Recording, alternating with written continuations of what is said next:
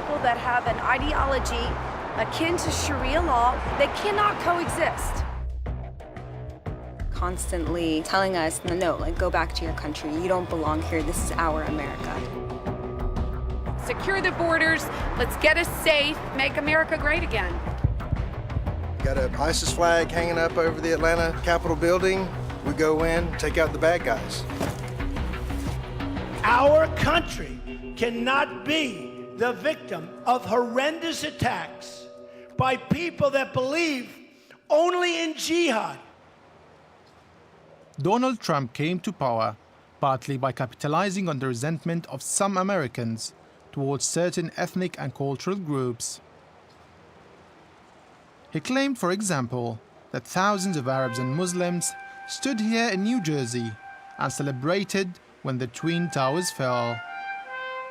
The attacks on the World Trade Center in September 2001 contributed towards a climate of fear in America, and the fear of terrorism and Islam have since become major issues in America. Some lobbyists and politicians have exploited this to the absolute full.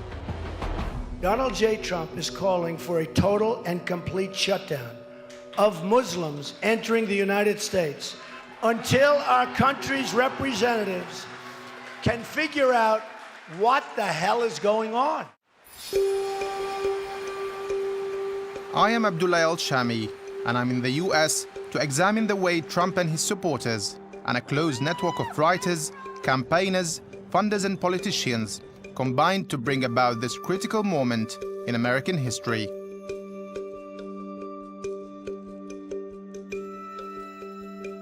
The Southern American states have a history of discrimination going back to slavery and are where there's been the biggest rise of what's become known as white supremacy. The state of Georgia has some of the most liberal gun laws in the US, and the past 20 years has seen a growth in this kind of armed militia groups. Trump's campaign appealed to them, promising to protect their American way of life. I managed to gain access to one such group, the Georgia Security Force. GSF, we show up, we kick ass, and go home and drink beer. That's what's up.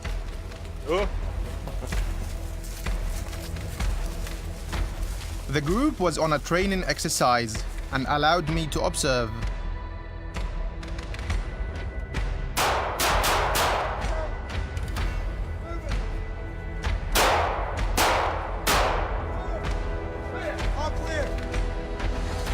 GSF see it as their duty to defend their country and constitution from enemies, both foreign and domestic.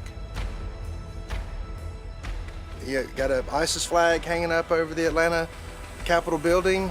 GSF is in the neighborhood. We go in, we clear it, take out the bad guys, rescue the civilians, the hostages.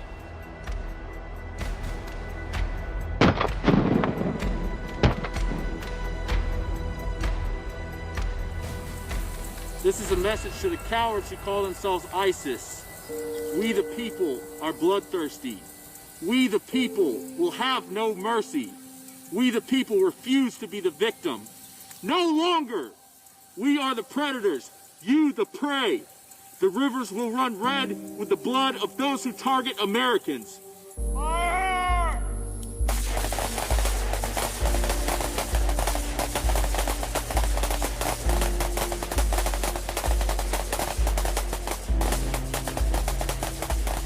Given the opportunity, I would shoot them before they had a chance to harm other people, anybody.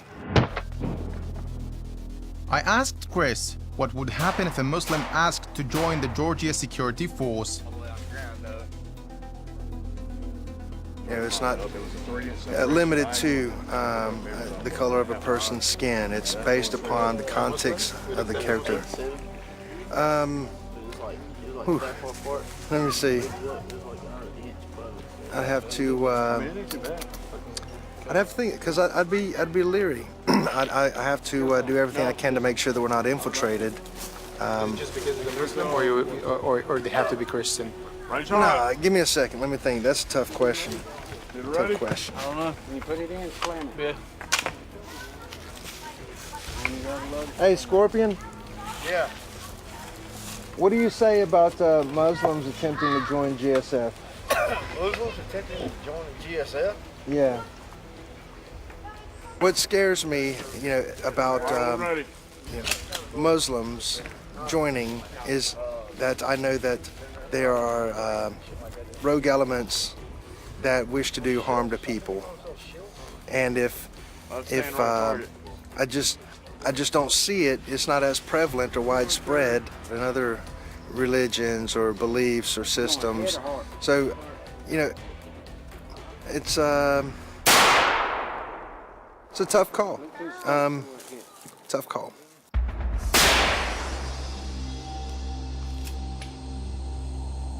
I was honestly quite surprised when Chris agreed to my meeting his group. His attitude to Muslims is pretty clear. He even teaches his children how to use guns. I'm gonna do 3 shots. What protection do you need? If somebody breaks in, then we have that gun for safety.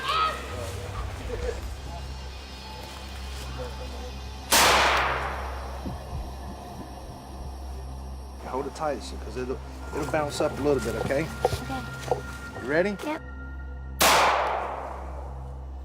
Men and women who died for my freedom, the President of the United States. Chris and the GSF took part in a big local protest in September 2016. It was an armed demonstration against the proposed building of a mosque in Newton County. The protest raised security concerns, so the county government delayed granting the building permit.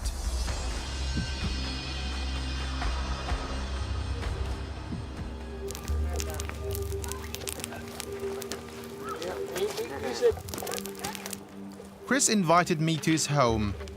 I was hoping that he and his friends might open up about the affairs of Islam. My biggest fear is all I can think of is ISIS. Like the terrorists and ISIS just starting a war. The way Chris talked showed a serious lack of understanding of Islam, which is worrying but probably not uncommon. I believe that it's a religious, ideological, and political organization that isn't just limited to religion. I think the Sharia law is what most members that read the Quran, that's what they advocate for. It's this judicial system. The Constitution does not allow for another governing system to come in and share the same space as the Constitution itself. Chris believes firmly in the Second Amendment to the American Constitution about his right to hold arms. However, he didn't seem quite so keen on the First Amendment relating to the free exercise of religion. To bring something of that size and that scope to the outskirts of Newton County is alarming. It wasn't that it was just a mosque. It wasn't just elementary school. It wasn't just a high school. It wasn't just a college. It wasn't just a burial ground. It was a compound, In 2015, the local Muslim community bought the land to build an Islamic center, Al-Ma'ad, 56 kilometers from the state capital of Georgia, Atlanta. It's not a gated compound, it's just open space. If you see that this one, the yellow one, this is for mosque, you see that from here to here, 25 acres land. So we are using for maqbara or cemetery, and here's a 15 acres land, okay, for public park. Anyone can go. So this is our need. Some people are, the rumor, they're spreading that, look, what they will do with this 135 acres land. It's a huge, big land. They went inside the property, so they trespassed our property. And after that, they went to the courthouse when they threatened that they will stop the masjid project. They cannot do that because we know our right that any religious institution, we have the right to practice our religion. This is the law in Constitution. Local media coverage varied between support for and strong opposition to the mosque plans. When we were making this film, building work had not yet started. It was hard to see the project going ahead in the current US climate.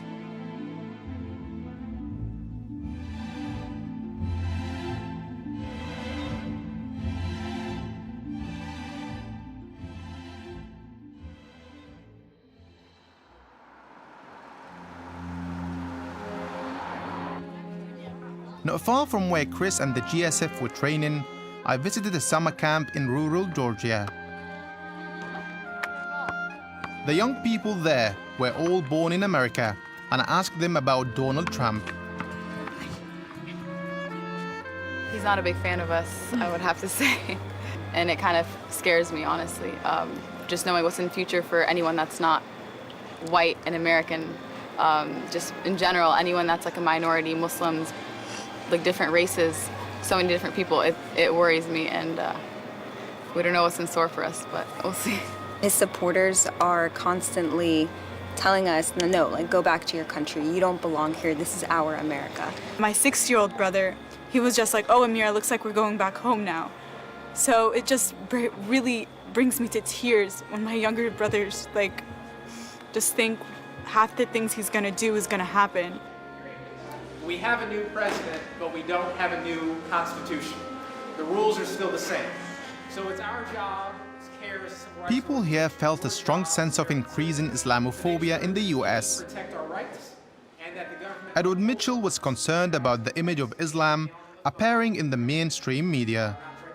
But if you're doing something you shouldn't be doing. Now, for most... If I was not a Muslim, and all I knew about Islam was what I saw in the evening news, I might be afraid of Muslims too. So I don't blame the average people who don't know any Muslims, who haven't studied Islam. I can understand why they might be confused or concerned. It's one thing to read anti-Muslim rhetoric on the internet or to see it on Fox News. It's another thing to hear it from the President of the United States. We're essentially defending ourselves in a two-front information war. Parts of the right-wing media routinely speak quite negatively about Muslims and use powerful over emotive language. I've told you that you need to be afraid because they are coming for you. The ISIS assault, the Islamic State of Iraq and Syria signals the beginning of the reverse crusade. Apart from public broadcasting outlets, all US media are privately owned. According to 2012 Business Insider figures, 6 corporations own 90% of the media. General Electric, Disney, Viacom, Time Warner, CBS, and News Corp, owners of Fox News. I tried to talk to someone from Fox, but my request was declined. Fox News is arguably the most extreme of the mainstream TV channels in its coverage of Islam.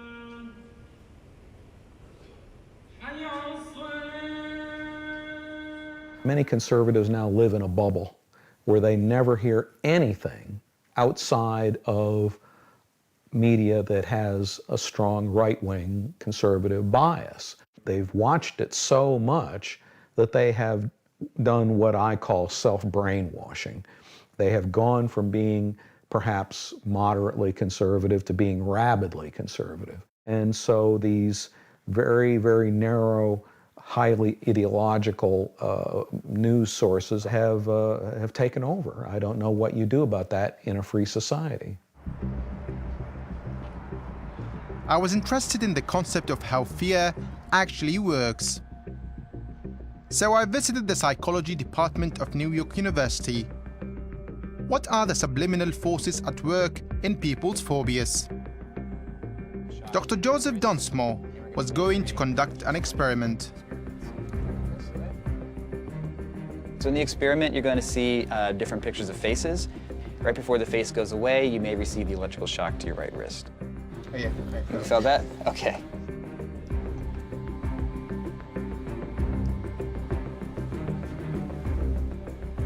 What Dr. Dunsma was suggesting was that we can learn to fear someone we already have a prejudice against, making it harder then to overcome it. Through media, we acquire fears of things that we don't have direct experience with, but that have been communicated to us. And these use the same defensive fear circuitry as if you were having that direct experience.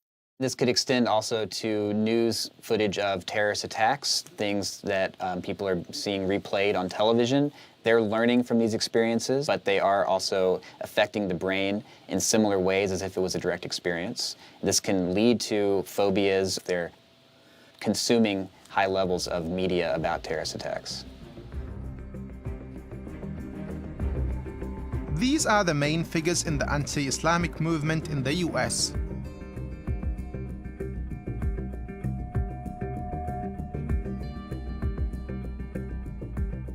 First is lawyer David Yerushalmi, co-founder of the American Freedom Law Center.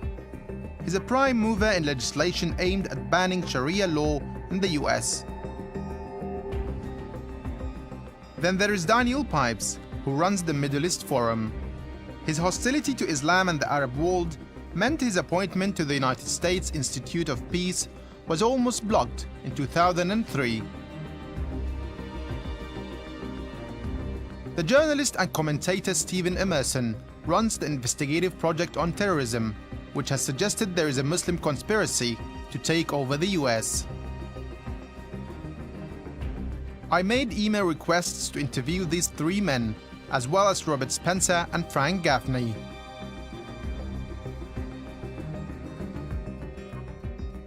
Gaffney runs the Center for Security Policy in Washington, D.C., and has suggested that mainstream Muslim organizations in the US want to destroy it from within. He's closely connected to the Trump administration, and the president has used Gaffney's research center to justify his policies towards Muslims.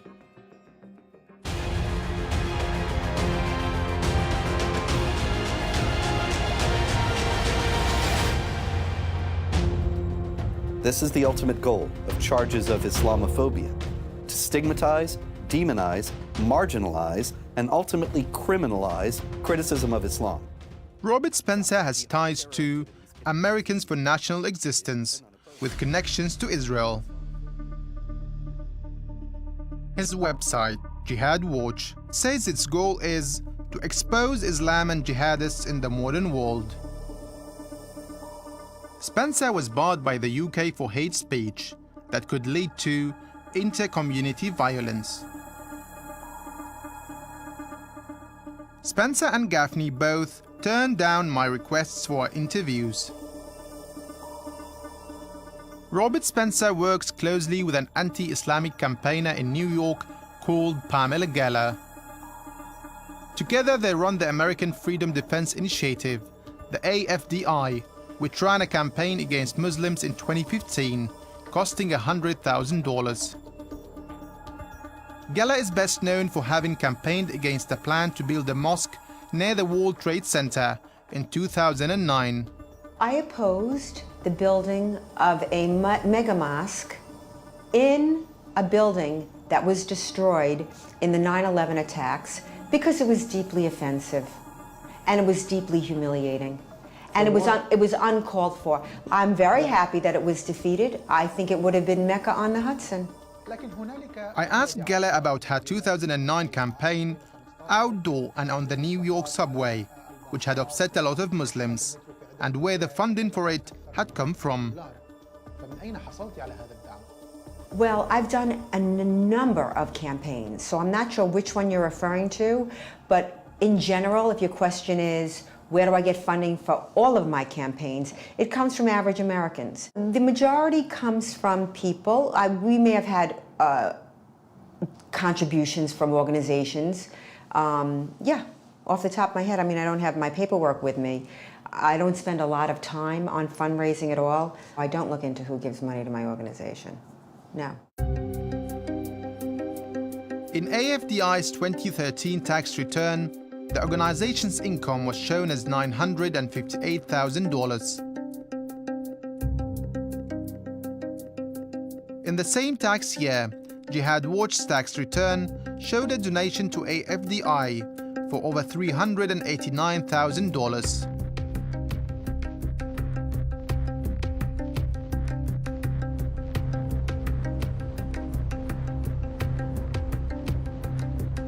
There seemed to be a well-funded set of interconnected groups working concertedly against the Muslim community in the US and abroad.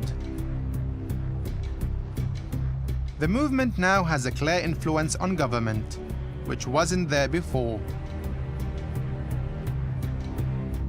It's also having an impact on American life. Trump's election is proof of that, and been expressed on the streets of American cities.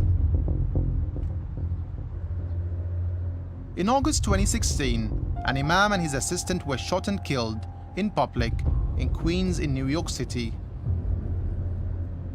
A lot of what's behind this crime and other hate crimes that have happened to American Muslims is the anti-Muslim rhetoric that continues day in and day out within the media.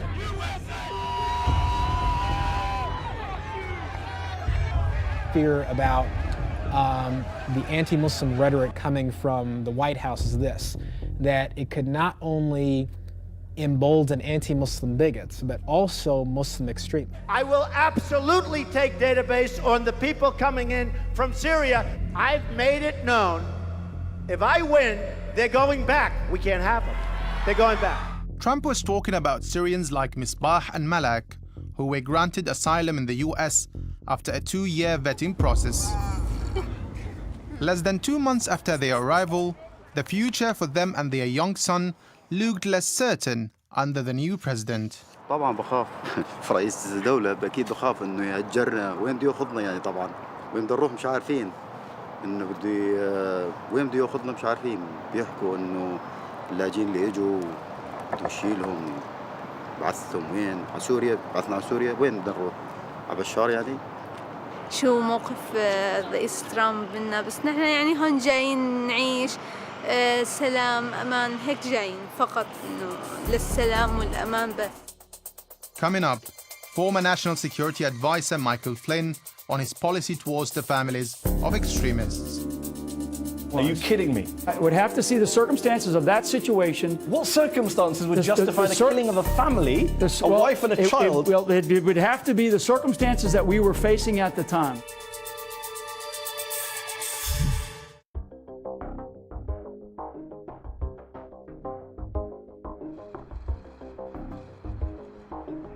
I am Abdullah El-Shami, and I am in the US looking at Islamophobia after the election of Donald Trump as president.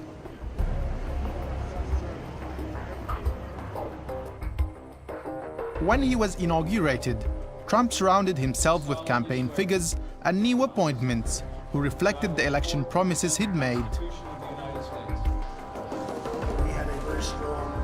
Stephen Bannon used to run the right-wing news website Breitbart and took over as Trump's election strategist in August 2016. He's now White House chief strategist. Much has been said about Bannon's influence on the new presidency, describing him as a puppeteer and the great manipulator. Bannon and senior presidential advisor Stephen Miller helped write the executive orders aimed at restricting US travel and immigration by nationals of 7 majority Muslim countries. Trump's former national security advisor, Michael Flynn, resigned after admitting to misleading the vice president about his communication with the Russian ambassador. Al Jazeera's Mahdi Hassan asked him about his policy on terrorism suspects. Would you kill the family of a terror suspect? Yes or no? I would have to see what the circumstances of that situation was. Are you kidding me? I would have to see the circumstances of that situation. What circumstances would justify the killing of a family, a wife and a child? It would have to be the circumstances that we were facing at the time. Flynn's tweets were also revealing. "We are facing violent but very serious and cunning radical Islamists," he tweeted. "We can be war-weary when we win, If we lose, we have nothing.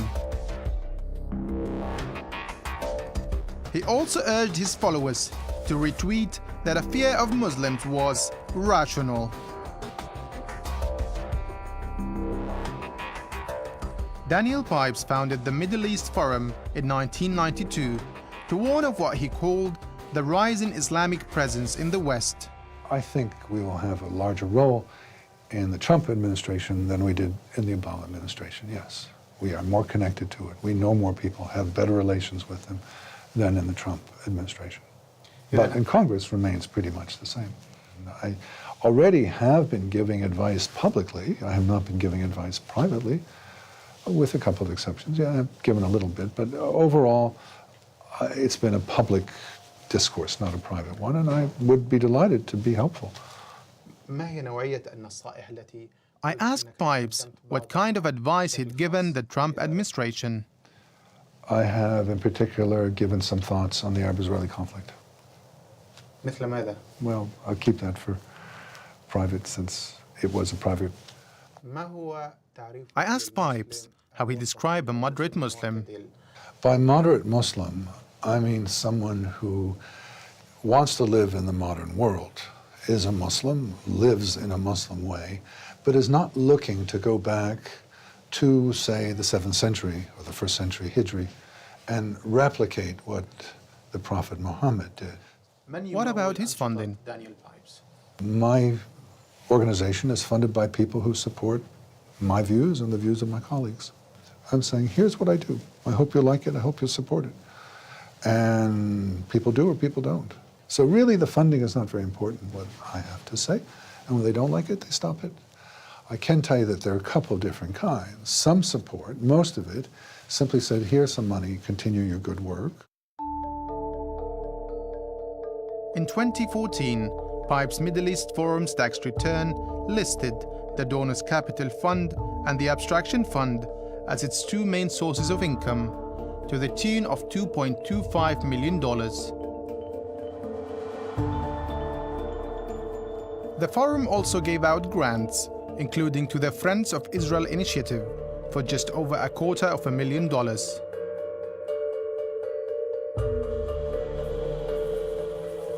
The Council for American Islamic Relations, CARE, estimates that between 2008 and 2013, over $200 million was donated to anti-Islamic organizations. A joint report between CARE and the University of California says that 73 organizations benefited from these funds. Many such donors are hidden behind trust funds, which collect the money and distribute them without revealing the donors' identities. Donors Capital Fund is listed as being based in Virginia. It allegedly channels millions of dollars a year to Daniel Pipes, Robert Spencer, and their associates. Hi, hello. Yeah, my name is Abdullah from Al Jazeera TV. We've sent some emails and tried to contact you. Sure. We wanted to talk about the fund and the projects it gives money to. Let me see if I can get someone to help you, okay? Sure. Apologize, we're not going to be willing to comment on whatever it is. I can give you my name. It's Chris Ryder. Okay, can we ask just one question? No.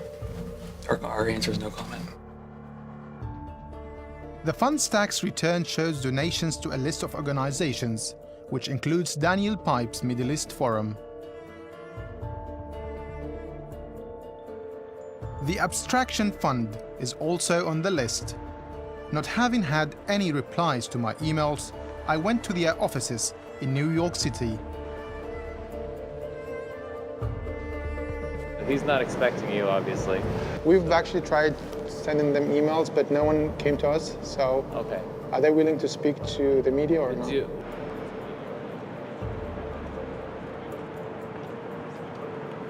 He said that they're not interested in any way.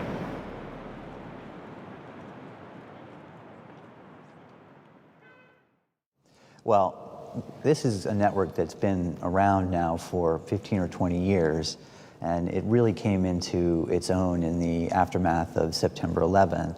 We have 4 or 5 individuals who are the key drivers They are the ones who are providing the intellectual and scholarly work, such as it is, behind this network. It's people like Frank Gaffney, who runs the Center for Security Policy, and you have David Horowitz and Daniel Pipes, two others. Daniel Pipes actually has a genuine scholarly background, but he has really gone hard onto the anti-Islam, anti-Muslim bigotry in the last 10 or 15 years, so much so that he has lost the support of many of the people he used to work with and associate with when he was a well-respected scholar. Then you have Robert Spencer and Steve Emerson. Steve Emerson categorizes himself as a counterterrorism expert, but his counterterrorism policies are really just anti-Muslim bigotry that are masquerading around a security veneer. Frank Gaffney and Daniel Pipes are on the advisory board of something called the Clarion Project, which Ken Good says has received $25 million from the Donors Capital Fund. There are 5 films on its website, including Obsession, made in 2005, Radical Islam's War Against the West. It was reportedly distributed free to 28 million homes before the 2008 presidential elections. The Clarion Project has been linked in media reports with an Orthodox Jewish organization called Aish HaTorah. On its board is Walid Faris, a Lebanese-born academic, political pundit, and Middle East commentator for Fox News. Aish HaTorah is Jerusalem-based, but shares a New York address with the Clarion Project, as well as staff and fundraising sources. I found a poor quality video on its website, which purported to show a training exercise in a place called Islamberg in upstate New York. I sent the video to a company specializing in open source and social media investigation and asked Eric Toller what he could find out about where the video was filmed.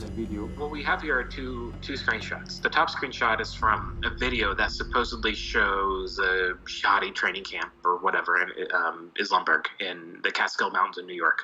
And the video's quality is very bad. It's an old VHS tape. And this is a screenshot of what seems like some young girls who are going through some kind of military combat training. And you see here the contours and the shape of the lake seems like it's similar to that of the satellite imagery. It's not for sure, but it's close. And you see right here, you have the embankment that goes back a ways, and you have the trees in the background, which match what we see in the satellite imagery. You can't get 100% identification on the pond because the features are so generic, but the pond looks about the same as what you see in satellite imagery. You see right here the timestamp says January 29, 20, and then the last 2 numbers of the year are gone. It really doesn't look like January at all. This was not filmed in January unless it was some freak super warm month. We don't even know if it's actually in the 2000s or not. So I think that the timestamp alone makes me think that it could be filmed earlier and they tried to cover it up and maybe, because obviously it's scarier if it's, post 9/11 rather than pre 9/11. I asked Eric if the video could have been used out of context by the Clarion Project. It could be something completely different, completely out of context that we have no idea about, or it could be maybe it is, some kind of, military drills, but it could be something totally taken out of complete context and could be something completely innocuous. I decided to go to Islamberg to see if the project's portrayal of the community was accurate or not.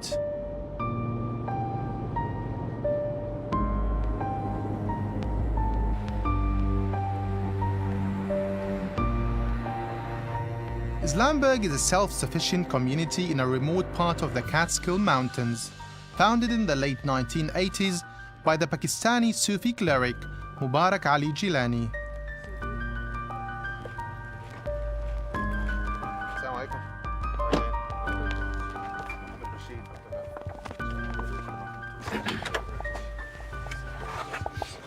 Here we're able to practice our Islam without interruption, without disturbance. We have large families, very large families, that go out, they commute back and forth, they go to work. We are your doctors, we are your lawyers, we are your engineers. The misconception that residents of Islamberg, that Islamberg is a gated community and we're isolated from society is wrong. There'll always be that evil, negative propaganda that's stirred up to bring about this ultimate clash of civilizations. And these are the goals of those individuals and that hidden hand that wish to bring Muslims and Christians and Jews and people of the book against each other. After showing me the mosque, they invited me into their home, where I asked about the notorious video. That video that they're always passing around, it seems very old. And since I've returned from law school 20 years ago, that has not taken place, but Americans have a right to defend themselves. A group of ladies learning self-defense. That's what you see. Try doing a search on YouTube right now and looking up militia and training videos, and you'll see a lot of white supremacists, right-wing militia extremists dressed in camouflage with actual guns, doing drills right here in the United States. I would say, very openly that it's a double standard, that white privilege. I mean, Muslims are targeted.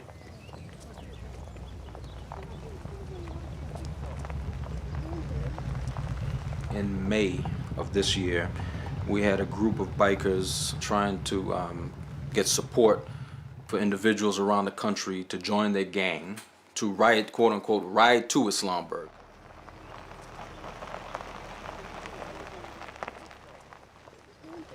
The local communities of Muslim faith, of Christian faith, and of Jewish faith came together and stood with Islamburg and stood with the American Muslims that reside here and stated to those bikers, we will not tolerate this type of hate and this type of bigotry that you are promoting.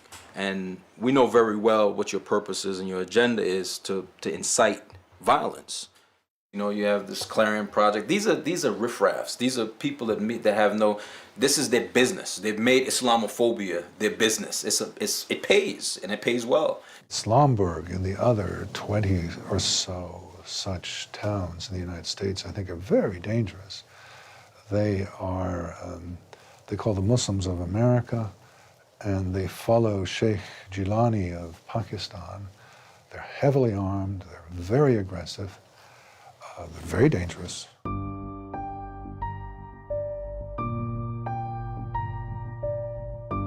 A few kilometers away is the small town of Deposit, where I went to see what local people thought of Islamburg and its residents. They kind of just bash it a little bit, from what I've heard. On the news, they think it's something secret and that they hide stuff from the everyday people that live around here.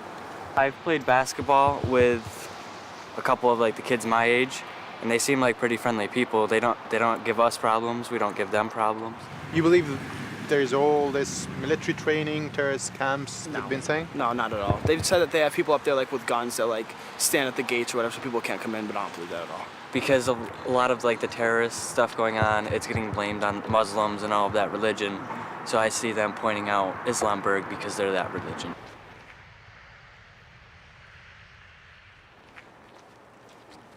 I also asked the local sheriff in Deposit what he thought about neighboring Islamburg. We have a very good working relationship with Islamburg. We have a liaison program. We work with the state police and the federal authorities. Constant communication. Anytime we ever need anything, they're very cooperative. We call them, they help us, we help them. Some of the allegations, it's a terrorist training camp, they've got underground bunkers, bring it up, anything stuff. like that. They're open. They've had open houses up there. The communities of Deposit and Hancock are frequently invited to go up there. If that were the case, then somebody would have seen something. That just is so far out of touch. I can't even believe anybody would say something like that. I then wanted to speak to someone called Ryan Mauro about the Islamburg video. He often appears on Fox News.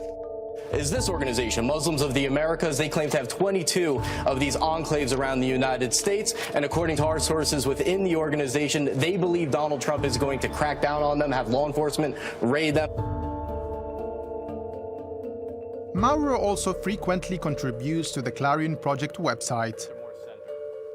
I wanted to ask him whether he'd posted the Islamburg video. That was never mentioned. Is that a problem? After initially agreeing to be interviewed, Ryan Mauro later withdrew his consent.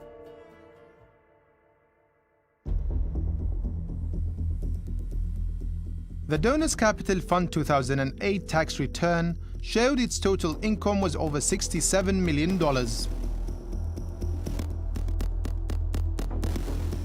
It also showed that it donated over $17 million to the Clarion Project.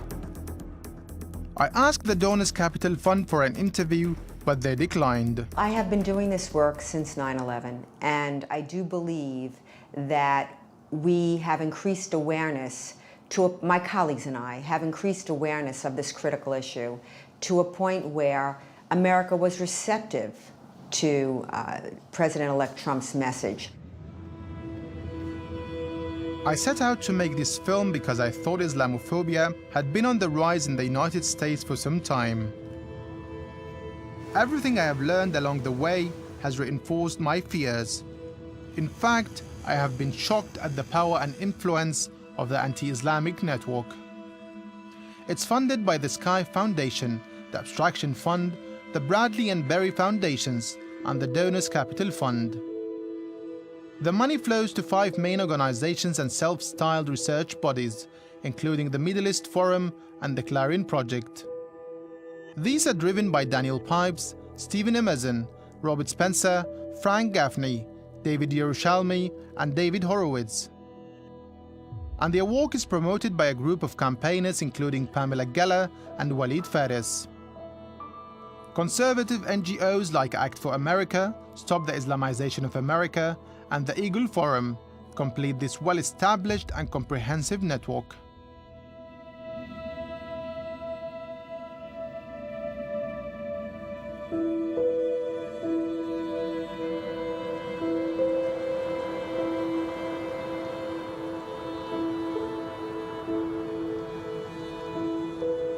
I fear that a lot of the gains that we have fought for will be lost. And I fear for the people who will suffer as a result of those losses. I think Donald Trump is a textbook fascist, and we will see whether or not that translates into fascist policies. I'll fight efforts to try to,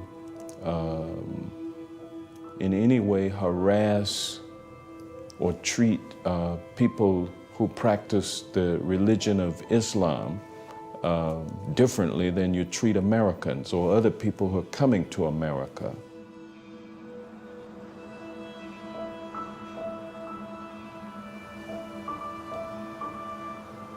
On the 20th of January 2017, Donald Trump was inaugurated as the 45th President of the United States. One of his first acts was to issue executive orders limiting the travel and immigration of the nationals of first 7, then 6 majority Muslim countries. Having now been here to look at the anti-Islamic movement close up, it's clear where Trump's policies and influences come from. We can only hope that over time, other more positive voices will start to be heard to counter the anti-Islamic movement in America, to encourage a better understanding of Muslims, their way of life, and of the Arab world as a whole.